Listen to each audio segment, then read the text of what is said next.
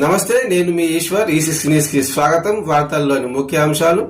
వరంగల్ జిల్లా కోర్టుకు బాంబు బెదిరింపు కాల్ వచ్చింది. దీంతో తీవ్ర కలకలం రేగింది. హన్మకొండ అదాలత్లోని జిల్లా కోర్టులో బాంబు పెట్టినట్లు మధ్యాహ్నం గుర్తు తెలియని వ్యక్తి డయల్ 100కి ఫోన్ చేసి చెప్పాడు. దీంతో వెంటనే అప్రమత్తమైన పోలీసులు కోర్టు ప్రాంగణంలో తనిఖీలు నిర్వహించారు. బాంబు స్క్వాడ్, డాగ్ స్క్వాడ్ తో క్షుణ్ణంగా జల్లెడ పట్టారు.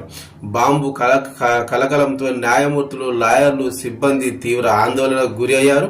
తనిఖీల్లో భాగంగా కోర్టు ఆవరణలో భద్రపరిచిన 6 డిటోనేటర్లు పోలీసులు స్వాధీనం చేసుకున్నారు.